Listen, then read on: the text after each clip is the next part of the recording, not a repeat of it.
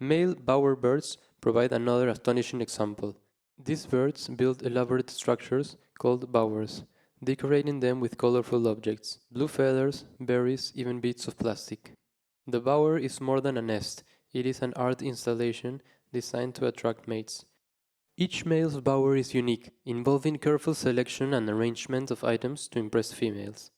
This behavior blends technical creativity with aesthetic expression, something very close to what humans call art.